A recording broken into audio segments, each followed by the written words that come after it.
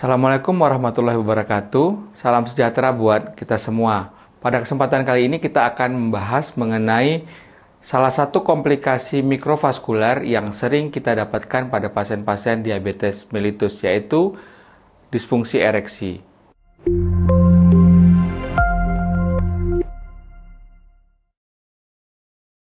Per definisi, disfungsi ereksi adalah inability to reach and maintain an adequate erection to achieve satisfying sexual intercourse.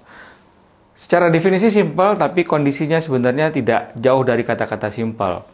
Kalau kita lihat, pada pasien-pasien diabetes mellitus dan erectile dysfunction, maka didapatkan prevalensi daripada disfungsi ereksi itu antara 35 sampai dengan 90%. Angka ini bervariasi karena metode pengambilan data atau sampelnya juga bervariasi.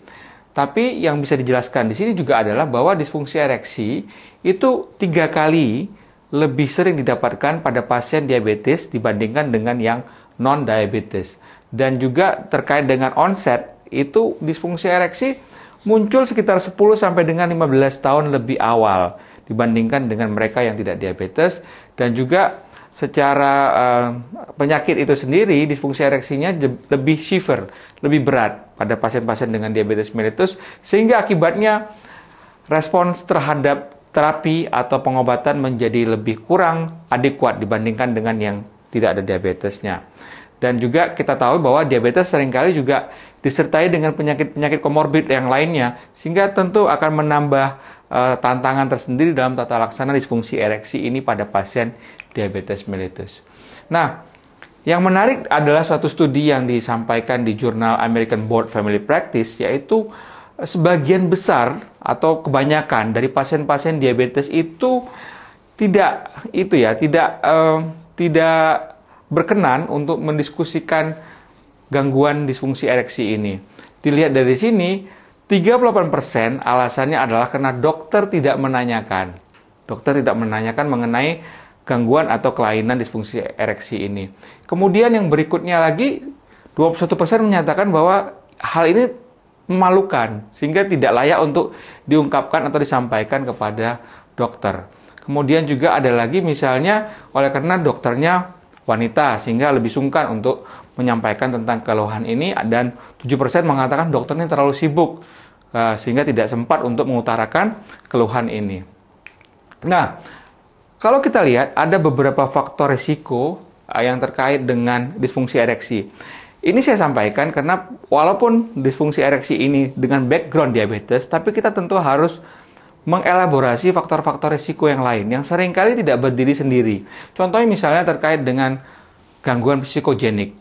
Kadang-kadang sebagian besar juga ada gangguan psikogenik yang menyertai disfungsi ereksi pada pasien diabetes mellitus. Kemudian mungkin ada juga gangguan endokrin disease yang lain, seperti misalnya thyroid disease, androgen deficiency, hiperprolaktinemia, ya itu juga akan memberikan kontribusi untuk meningkatkan resiko disfungsi ereksi. Yang lain terkait dengan cardiovascular disorder, pada misalnya didapatkan pada penyakit dengan gagal ginjal kronik sekitar 40%. Kemudian jangan lupakan juga neurologic disorder seperti misalnya stroke, ya, epilepsi, spinal cord injury, ya. Jadi kemudian yang lainnya terkait dengan lifestyle, ya, merokok, ya. Kemudian sedentary lifestyle, ya. Kemudian alkoholisme itu juga meningkatkan risiko untuk disfungsi ereksi, dan juga gangguan atau kelainan urologi seperti misalnya disfungsi ereksi ini didapatkan pada sekitar 60% pada pasien-pasien dengan kanker prostat dan 70% pada pasien dengan lower urinary tract syndrome. Nah, secara patofisiologi kalau kita berkaca pada diabetes mellitus, maka paling tidak ada beberapa faktor yang berperan. Misalnya kadar gula darah sendiri, dan kita tahu pada pasien diabetes terkadang juga disertai dengan hipertensi, obesitas, dan kemungkinan ada defisiensi daripada testosteron. Hal ini akan menyebabkan, ya, pertama terkait dengan disfungsi endotel yang disebabkan oleh karena NO yang menurun, kemudian IDMA yang meningkat, dan juga ada faktor inflamasi, misalnya peningkatan daripada molekul-molekul adhesi seperti ICAM, VCAM, ya, kemudian fibrinogen dan lain sebagainya, yang ujung-ujungnya itu akan menyebabkan selain aterosklerosis juga di sini ada erectile dysfunction ya. Kemudian kalau kita lihat di sini trombus dan lain sebagainya. Dan yang menarik juga pada pasien dengan diabetes mellitus itu ada peripheral dan autonomic neuropati. Jadi selain gangguan aterosklerosis ya, juga ada faktor neuropati di situ yang mana disebabkan oleh karena oxidative stress yang meningkat, akumulasi daripada advanced glycated end product ya. Kemudian disertai juga kemungkinan adanya hipogonadisme. Hipogonadisme misalnya seperti kadar testosteron yang rendah. Nah, inilah yang menyebabkan terjadinya disfungsi ereksi pada diabetes mellitus. Kita lihat apa yang kita lakukan untuk asesmen pada disfungsi ereksi. Kita mulai dari anamnesis, history taking meliputi general medical history, sexual history, kemudian partner interview, dan kita masuk ke dalam questionnaire. Lainnya, setelah lanjutnya kita melakukan physical examination, pemeriksaan fisik, general exam, dan kemudian kita lanjutkan dengan pemeriksaan laboratorium.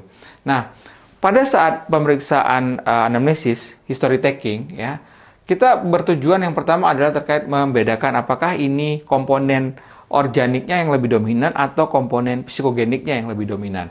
Kemudian kita melakukan identifikasi faktor-faktor resiko untuk organiknya tadi. Jadi kita juga harus melihat selain diabetes ada komorbid apa lagi yang ada pada pasien kita. Kemudian cardiovascular risk assessment. Ini penting juga terkait dengan resiko kardiovaskular pada pasien-pasien dengan disfungsi ereksi dan diabetes mellitus. Nah, ini adalah beberapa item atau karakteristik yang paling tidak bisa membantu kita membedakan apakah ini disebabkan oleh karena psikogenik yang lebih dominan atau organik yang lebih dominan. Kalau pertama kita lihat dari sisi onset. Onsetnya, kalau misalnya dia karena yang lebih dominan adalah psikogenik, maka itu onsetnya akut, mendadak. Sedangkan kalau yang lebih dominan adalah komponen organiknya, maka yang lebih dominan adalah gradual onsetnya, bertahap.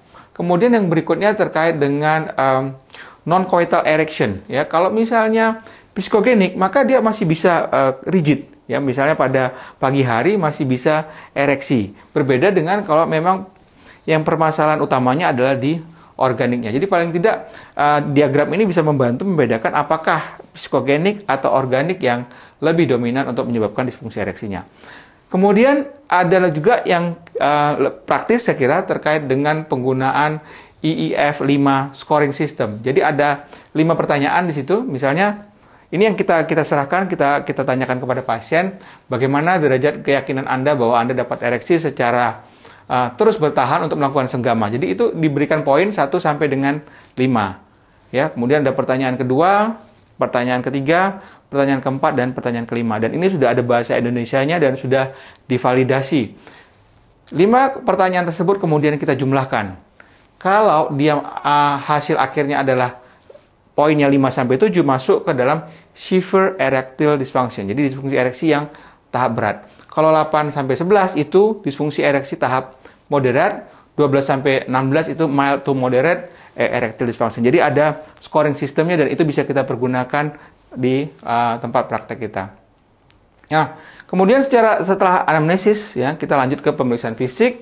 Pemeriksaan general examination seperti kita memeriksa pasien secara umum ya, tanda-tanda daripada chronic disease yang lain atau kemungkinan ada penyakit endokrin yang lain, kemudian tanda-tanda daripada hipogonadisme, terus kemudian vascular assessment ya, kemudian penile examination dan juga neural examination sehingga kita bisa mendapatkan gambaran yang komprehensif dari pemeriksaan fisik pada pasien kita ini.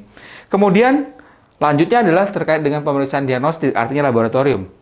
Ya, bisa yang direkomendasikan kadar gula darah tentu. Kita mau lihat kendali gula darahnya bagaimana. Lipid profile dan kalau memang perlu adalah pemeriksaan daripada testosteron.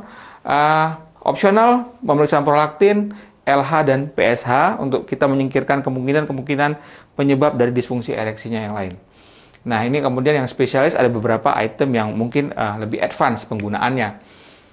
Nah, tata laksananya, ya tata laksana daripada disfungsi ereksi, psikoseksual dan couple terapi, ya untuk yang lebih dominan juga adalah faktor psikogeniknya. Kemudian lifestyle modification, ya misalnya pasien diabetes kita itu obes, kita turunkan berat badan dan jangan lupa smoking cessation dan physical exercise. Kemudian jika diperlukan dan memang ada bukti terjadinya testosteron yang rendah, maka bisa kita pertimbangkan untuk testosteron suplemen. Jadi pada kasus-kasus tertentu, pada kondisi-kondisi tertentu. Nah, kemudian ini lanjutnya adalah first line-nya adalah pemberian fosfodiesterase 5 inhibitor. Ya, itu adalah first line untuk tata laksana disfungsi ereksinya. Tahapan pertama, lini pertama. Jika ini gagal, maka kita baru bergerak ke second line-nya, tahapan kedua, yaitu injeksi intercavernosal, kemudian injeksi intrauretal, kemudian vakum konstriktif atau kombinasi dari ketiga hal tersebut. Jika gagal, baru kita lakukan tindakan surgery ya dengan pemasangan penile prostesis. Ini adalah jika kedua tahapan yang sebelumnya sudah kita lakui dan memberikan hasil yang kurang maksimal. Dan ini adalah karakteristik daripada PDE5 inhibitor yang ada di pasaran, mulai dari sildenafil, vardenafil, tadalafil, ya, dosisnya, ya, onsetnya, durasi, efikasi, side effect, ya, rata-rata side effect-nya ada headache, flushing, ya, kemudian juga ada nasal congestion, dan kontraindikasi coba kita lihat rata-rata terkait dengan nitrat containing compound, ya, atau ada event kardiovaskuler yang serius beberapa saat ke belakang, dan itulah makanya kenapa penting kita menanyakan terkait dengan kardiovaskular event pada pasien-pasien disfungsi ereksi sebelum kita memulai pengobatan ini. Nah, terakhir sebagai summary, disfungsi ereksi sebenarnya adalah masalah yang sangat serius pada pasien-pasien diabetes mellitus kita. Tapi tadi seperti slide saya sebelumnya mengatakan bahwa ini belum banyak terungkap. Kemudian etiologi disfungsi ereksi ini bersifat multifaktorial.